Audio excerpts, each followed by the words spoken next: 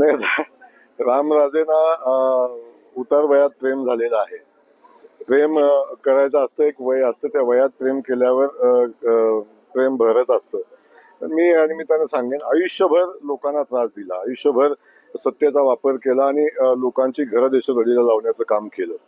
तेव्हा आता अशा पद्धतीचं प्रेम जेव्हा आलंय तेव्हा मला वाटते आता या उतार वयात आलेलं जे प्रेम आहे हे आपल्यावर आलेलं जनतेचा विश्वास गमावून जी परिस्थिती निर्माण झालेली आहे आणि त्यातून जी असुरक्षितता निर्माण झाली आहे त्याचा परिणाम आहे. हातबल झाल्यासारखं वाटत रामराजे. मी कोणाला हातबल म्हणणार नाही, त्यांना त्यांचे अधिकार आहेत. शेवटी राजकारणात प्रत्येकाची वेगळी ताकद असते, ती त्यांनी आजमावावी. सत्ता असताना आणि कायम मंत्री असताना, सभापती असताना लोकांना त्रास देताना राजकारण करताना मजा वाटते. एकदा त्या सगळ्या परिस्थितीनं बाजूला असल्यावर एकदा राजकारण आणि समाजकारण आणि एकदा निवडणुका कराव्यात, म्हणजे बाकी सगळ्या गोष्टी लक्षात येतात. उतार वयात त्यांना शांतपण सुचले आता मी शहाणपण आहे का काय मला कल्पना नाही, पण उतार वयात त्यांना हे सगळं सुचलंय. ते वेळ निघून गेलेली आहे त्याच्यात. मनोमिलनाची शक्यता कमी. आता कुणासोबत त्यांना मनोमिलन करायचंय त्या दोघांना विचारायला पाहिजे. मनोमिलन करत असताना आपण सगळ्यांनी बघितलं की मनोमिलनाची इच्छा दोघांची असायला लागते. ते पण तसं त्यामुळे ती बाजूने असून चालत नाही. आता कुणाच्या बाजूने आपल्याकडनं काय फुल दिलं जाणार आहे का प्रेमाचं? गुलाब, टाळी, फुल काय? आम्ही टाळी वाजवत नाही, टाळी वाजवतही नाही आणि फुलंही देत नाही. आम्ही लोकांची सेवा करतो, लोकांच्या सोबत काम करतो आणि आम्ही जनतेसोबत राहतो आणि जनता आमच्या सोबत राहते. हेच आमचं फुल आहे आणि हेच आमचं प्रेम आहे.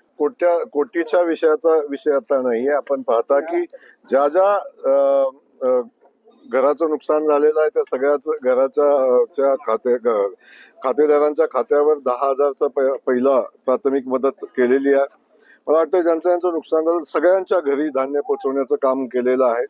त्यासोबत चाऱ्याचा पुरवठा सरकारच्या माध्यमातून होतोय.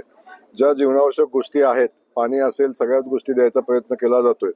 आणि हे सगळं करत असताना आपण बघितलं असेल प्रचंड मोठं नुकसान झालंय आणि नदीचं पाणी जेव्हा ओसरलंय तेव्हा नदीकाठाची परिस्थिती खूप विदारक आहे.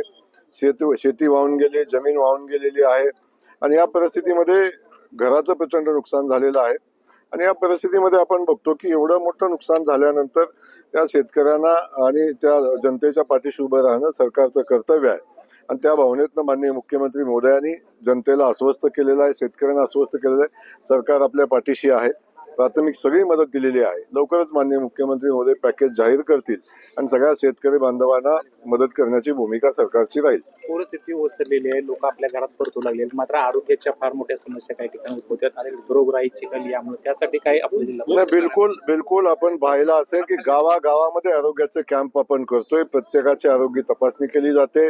खास करून जिल्हा परिषदेच्या माध्यमातून, आमच्या RSSच्याही माध्यमातून गावं स्वच्छ करण्याचा निर्णय आम्ही घेतलेला आहे. त्याचं कामही चालू झालेलं आहे. वेगानं गावं स्वच्छ करतोय. गावात रोगराई येऊ नये याची सगळी व्यवस्था या निमित्तानं जिल्हा परिषद आणि जिल्हा प्रशासन करते. तशा सूचना माननीय मुख्यमंत्री महोदयांच्या आहेत. आणि मला सांगताना या ठिकाणी प्रशासनाचे कौतुक करावं असं वाटतं की पुराच्या परिस्थितीमध्ये लोकांची मदत तर केलीच केली, पण आता पूर परिस्थिती ओसरल्यानंतर सुद्धा प्रशासन खूप ताकदीनं लोकांची मदत करते. आरोग्याचा प्रश्न, पाण्याचा प्रश्न, चाऱ्याचा प्रश्न, प्राथमिक ज्या गोष्टी आवश्यक आहेत त्या सगळ्या गोष्टी सरकार या निमित्तानं करतंय, प्रशासनही करतंय. त्यामुळं अनेक सेवाभावी संस्था या ठिकाणी मदत करताना आपण सगळेजण पाहताय. आत्ताच बघताय आमचे मित्र गोपीचंद पडळकर साहेब खूप मोठी चाऱ्याची मदत घेऊन आलेले आहेत. अनेक लोकांनी मदत केलेली आहे आणि जनतेपर्यंत हे सगळं पोहोचवण्याचं काम चालू आहे.